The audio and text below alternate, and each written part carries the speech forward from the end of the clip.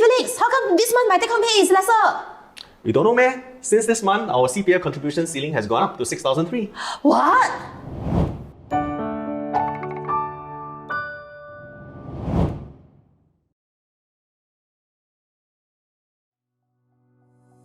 Hello Theosians, welcome back to my channel. I'm Pauline the Lao Chio, and today we are diving into a fundamental pillar of financial planning in Singapore, the Central Provident Fund, also known as CPF. Now, CPF is a cornerstone of Singapore's social security system designed to help Singaporeans to build a secure financial foundation throughout their lives. In this episode, we'll embark on a journey to demystify CPF. We'll explore its various components, its role in retirement planning, and its potential to shape your financial destiny. From unlocking the secrets to becoming a CPF millionaire, to understanding how CPF impacts housing decisions, and even exploring its diverse applications beyond just buying a house. We've got all this covered. Whether you are a young professional just starting out your career, or someone closer to retirement age, understanding CPF is crucial. It's not just a retirement tool, it's a financial tool with the power to shape your life. Our guest today is a financial consultant with over 25 years of experience. He is also a CPF volunteer with a deep conviction to plan our retirement with CPF as the foundation. Let's welcome Felix. Hey, Pauline, thank you very much for having me on your program. Wow, great Hi, to everyone. see you. So Felix, we have seen people becoming millionaire using CPF. Is it really possible? Yes, it is very possible. As a matter of fact, it is not something, an outcome that is reserved for the affluent. CPF contribution ceiling was at 6,000, has been at 6,000 for a long time, or $6,000 per month. And what happens is that it's only effective this month. The ceiling has gone up since to $6,300. And of course, on January 2024, it will go up to $6,008, and then of course progressively to $8,000 by year 2026. Right? I've seen many calculations for which the accounts combined will have more than $1 million when we turn 55. Wow. So it means we do have a chance to become a millionaire in Singapore just by using CPF alone. Now, I know many of you will be very interested. So how do we go about doing it? For the vast numbers, most of them would, in the CPF accounts, OA, would easily cross the $1 million mark when they are 55.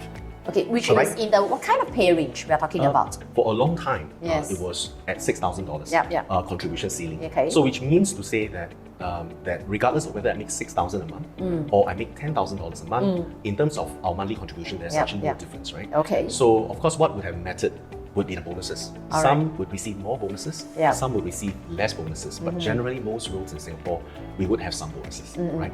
So so therefore, if we are saying that for somebody who's in a pay range of 5 plus 6 for a certain part of their career life, right? Maybe not from day one. Okay, you'll find that to have total balances in excess of $1 million when we turn 55, that's very achievable. In fact, I would safely say that a good number of people who have been active, uninterrupted in our career would achieve that. Okay, but does it mean that when you talk about $1 million, it actually includes the housing? Because I think most Singaporeans, I'm not sure about you, but when I was young, my dad will always say, when you want to find a job, must find one that has CPF contribution so that you can use that money to buy a house. So if right now, let's say we use our CPF for our housing loan, would we still be able to meet that $1 million that you talk about? Okay, now if assuming we don't do anything more, say for example, I don't invest my CPF money, and I'll just faithfully make my contribution as a salaried employee, right? And if we were to maximize our CPF ordinary account resources to service a mortgage, say we empty everything out for the down payment, and then we max out our contribution in the ordinary account to service a loan, okay, throughout the accumulation phase leading to 55, which means in theory, I could be turning 55 with very low value in my CPF ordinary account, right? Yes. Then practically speaking, it is very unlikely, in my opinion, to have $1 million in value in a special account alone when you turn 55. Okay. Because after all, if you look at the contribution rate, right, which is totaling at 37%, 20% from employee and 17% from employer. Out of this 17%, till the age we turn 35, 23% of the 37% goes to the ordinary account. After the 23%, then you have a balance 14%, right? So 6% goes to the Medisave. 6% goes to the special account, and 8% goes to the Medisave account. Okay. Right. So prior to 35, there is a prioritization for the ordinary account. I see. Okay. Then of course progressively as we age, moving into our 40s and of course early 50s, then progressively more and more allocation will go to the special. Okay. Okay. So therefore, the CPF special account in itself, it is unlikely. I mean, it wouldn't cross $1 million mark. So if we use it for mortgages, it might be difficult to cross that $1 million. It would be. Yeah. Right. It would be. So let's say if I were to start to really, my aim is to become a millionaire using my CPF. Okay. When should we start and how should we really start? Taking into consideration that I still want to buy a house. So normally, how should we plan in such situation? Assuming we commit to a property about 30 years old. And my take on it is most people tend to stretch our loans. Yes. Right? We stretch it like 25 years. And if we were to take the approach of maxing everything out from the ordinary account, right? Clear the down payment with the CPF savings and then max out the monthly contribution, then in theory, it wouldn't be surprising at all to know that there wouldn't be much left in the ordinary account when we are 55, right? Okay. So therefore, one way, of course, to push the balance to as high as possible in the special account, I will always encourage start making voluntary contribution to our special account to hit the prevailing full retirement sum as soon as possible. Okay. Given that that our special account pays a 4%, in general pays a yield or interest close to about 4%, right? What happens here is that that differential of 4% on the special account versus the ordinary account at 2.5%, that additional 1.5% does make a world of difference over time through compounding. Okay, so therefore, I will always encourage that make voluntary contribution to our special account through this scheme called RSTU, Retirement Sum Top-Up Scheme, as early as we can, right? As early as we want to, so that the additional top-ups that we can do so for up to $8,000 a year, if we want to enjoy tax reliefs, okay, we can do that, right, for up to $8,000 a year. But of course, if let's say I feel that, I'm looking beyond tax reliefs and I just want to build the amount up as soon as possible, after all, it is a pot that is risk-free, right? Okay. So what happens here is that it pays to build an account as soon as possible to the prevailing full retirement sum. This year, it is at $198,800, and it pays to build that sum up as soon as possible so that we enjoy as much compounding as possible. That's quite true, and you do not need to worry because it is with the CPF, right? And right now, over the past, I think 10-20 years, we have still been seeing about 4% returns. In fact, there are better returns when we age, right? At 55 years old, they will go up to like 5%, and then at which age it will go up to 6%. I know there's a component that will go up like 5%, 6%. Okay, so how it works is that, you see, in our ordinary account, the first $20,000 of balances in the ordinary account, we actually enjoy additional 1%. Yes. Okay. Yeah. For those who's under 55. Then for our balances in the special as well as Medisave account, right? The first $40,000, there's actually an additional 1%. Oh, okay. So that helps. That helps. And eventually, of course, when we cross 55, then you'll find that the first $30,000 of CPF balances in our ordinary, special and Medisave account will actually attract another 1%. Of course, that's post 55. Today, we're talking about meeting a full retirement sum or potentially be a CPF millionaire when we turn 55. Yes. Then, of course, we want to act on it as early as possible, as soon as possible, as young as possible. Yes. Right? I mean, for instance, like my son or daughter's uncle money, right? We actually voluntarily top it up to their retirement account, to their special account. How old are your children? Like 17 and 21. And when did you start doing that? Like a year or two ago, we started to do that. So they had that, this red packet money, red packet money, the and then we money. thought rather than just leave it alone or invest it, we kind of tell our kids that just top it up to your special account because a newborn has CPF, right? You do not know, actually, a newborn has CPF account. Right. So for example, for parents, you will find that today when you log into your CPF, right, you can actually see your children's CPF accounts through your CPF logged in. Oh. Right? So your 3 kids under 21, you can see their accounts, right? So I can see my youngest account, who's under 21. Of course, once they turn 21, it will disappear from my side, right? So even for my children, I encourage them to go in and show them how to do it, and then they transfer the money into their That's special like account. a forced savings. Yeah. Okay, and then over time, the benefits of compounding will help. Yes. Imagine if they were to start investing that 300, I'm not sure about the Ang money, maybe 300, 500, or even $1,000, and you start from young all the way. By the time they were to use their CPF money, like 62 years old, the compounding effect, assuming it stays at 4% per year, you can do your own calculation. It's going to be amazing. In fact, they might not even need to top up because they might hit that retirement sum maybe at about 30 years old with this constant contribution, because does the interest adds up to the amount considered as well? Like for example, right now it's like $200,000. That's the max that we can contribute, right? Okay, now it's 198,800, which is the full retirement sum. Yes. Right. So if I say, example, if I were to say that, I'm going to top it up to 198,800 today, right? Yes. So that would be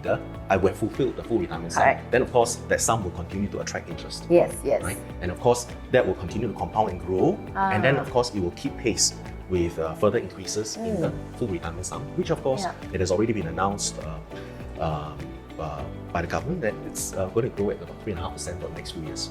So at least you know that when you put the money in there, well, it can at least beat the inflation. Yeah, and for all you know, by then they do not need to really contribute that much into their minimum retirement sum, because over the years the compounding effect together with the interest can be quite a significant sum.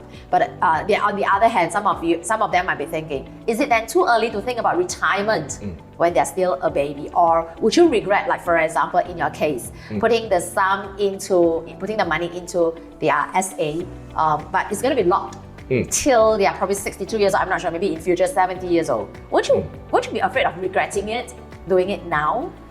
Well, I think there are always what we call long and short, pros and cons in every decision that we make, right? So for example, having a benefit of certainty, of course there will be the compromise of the possibility of upside and uncertainty, right? So when we talk about uncertainty, it means that if I were to put it into another tool, it could potentially give me more upside, right? But of course, it then comes with maybe the need to manage it, right? So there's always the option to what we call take a 50-50 approach. I see. Right? So yes, at a very young age, I do encourage my children to start investing. Yes. I share with them things like Rule of 72. Yeah. I show them if you did an investment some years ago, in a certain stock, right, for our own money, how it could have been, right? What are some possibilities? Right? Of course, there are some stocks which may have become worthless, right? But of course, there are also some good companies, good businesses that have gone up in value, right? So I do share such thoughts with my own children as well. I think most importantly, like what Felix have shared, is knowledge. It's really important because he's a financial consultant, right? Some of you will be thinking, wow, your kids are so fortunate because their dad is a financial consultant who have that kind of knowledge. So you would know how to balance all the different tools. I mean, I always believe in all the different financial tools, be it in investing, whether it's of a higher risk or a lower risk, whether it's ETF, in stocks, in properties, in bonds, or right now putting in CPF. You've got to make a decision. I think the decision will be based on how much you know, right? So this is where we would also need to think through when we should start. So would there be any situation right now? Let's say, I know some of you will say, Pauline, this is really good. What Felix has done is really good for the children. But now I'm in mid-career, right? Probably at about 35 years old. And I've just sold, let's say, one property. Yeah, because at 35 years old, there might be a chance their BTO now reaches MOP. So they might be thinking, okay, now I want to sell my BTO. Okay, so the money might go into the CPF, right? Go back to the CPF. Because when I'm young, I don't have that much of a cash, so I use the CPF. But right now, at 35 years old, I've grown in my career, my savings. Maybe I've got some kind of a savings like 100K, right? And my pay scale, let's say, is at about 10K. Together with my wife, maybe we have a total household income of 15K, let's say. Should we still continue to use CPF to fund our house, or there might be other better alternatives that you think they should be doing? Obviously, when we want to use any resource, there's always this thing called cost of funds. Cost of funds. Cost of funds, right? Yeah, really for many years, the cost of funds when it comes to using cash has always been low. In a sense that